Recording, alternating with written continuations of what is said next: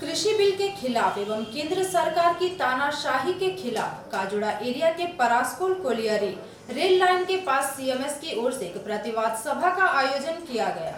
कृषि बिल के खिलाफ एवं केंद्र सरकार की तानाशाही के खिलाफ काजोड़ा एरिया के परासकोल कोलियरी रेल लाइन के पास सीएमएस की ओर से एक प्रतिवाद सभा का आयोजन किया गया। इस अवसर पर मुख्य वक्ता के रूप में मंच पर पूर्व सांसद व सीएमएस के महासचिव तथा जेबीसीसीआई के सदस्य आरसी सिंह, सीएमएस के अध्यक्ष प्रभात राय, काजोड़ा एरिया कन्वेनर गुरुदास चक्रवर्ती, ईसीएल सेफ्टी बोर्ड सदस्य कल्याण बैनर्जी, शाखा सचिव बच्चू लाल चौहान, अध्यक्ष चंद्रभान सिंह, संयुक्त सचिव रघुवंश तिवारी, राजेंद्र सिंह, दीपक कुमार साव इत्यादि मुख्य रूप से उपस्थित रहे। वहीं इस सभा को आरसी सिंह, प्रभात राय, गुरुदास चक्रवर्ती ने संबोधित किया। आज परिस्थिति बहुत भयानक है। पश्चिम बंगाल में चुनाव आया है, आप लोग देख रहे हैं, टीवी में देख रहे हैं। एक तरफ दीदी, एक तरफ मोदी, बड़ा बराबरी है। हिंदुस्तान को बेचने के लिए मोदी आए हैं,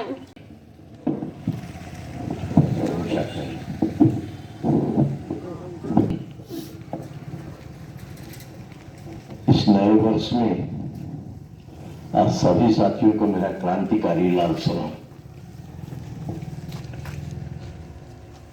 दोस्तों, आज बहुत दिन बाद इस इलाके के साथियों से मुझे मिलने का मौका मिला है। आजकल समय भी थोड़ा कम मिलता है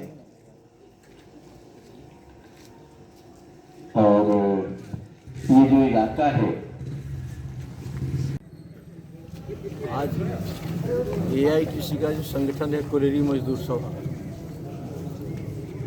उसके तरफ से सभा का आयोजन किया गया था, परासकोल शाखा के तरफ से। केंद्र सरकार से क्या मांग है आपकी?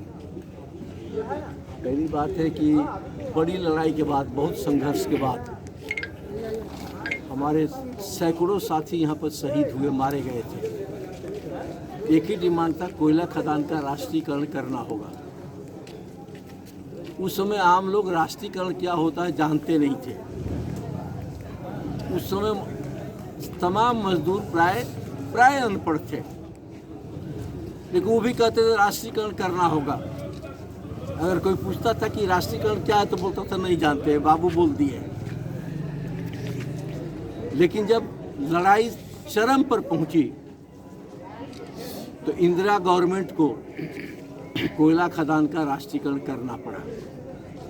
और जब राष्ट्रीयकरण हुआ तो मजदूरों को एक नई जिंदगी मिली, पब्लिक सेक्टर में आए, उनको कानूनी सारी सुविधाएं मिली। इसके बाद हम लोग उनकी ज़िंदगी में जिन चीज़ों की कमी थी, लगातार संघर्ष करते रहे और हर 5 साल बाद एक नया एग्रीमेंट करते थे और मजदूरों की ज़िंदगी में एक एक करके जो चीज़ें नहीं मिलती थी उसको हम लोग लाना शुरू किया, उसमें सुधार करना शुरू किया। सर, आज का सभा से संदेश यही है कि पब्लिक सेक्टर को मोदी जी बेच रहे हैं, कोयला खदान को बेच रहे हैं। 44 ब्लॉक को नीलामी कर दिए मोदी जी।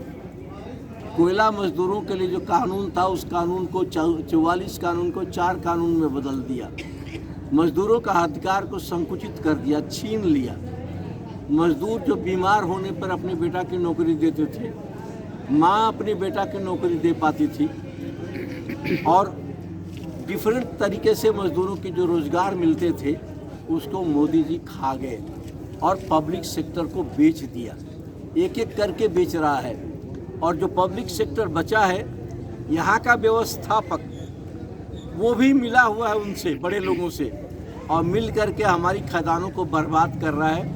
दोनों हाथों से लूट रहा है लोग और इसको प्राइवेट सेक्टर में ढकेल रहा है। आने वाली पीढ़ी जो है वो उनके बाप दादा जो संघर्ष करके पब्लिक सेक्टर में इसको दे गए थे कोयला खदान को, आने वाली पीढ़ी प्राइवेट सेक्टर में चली जाएगी।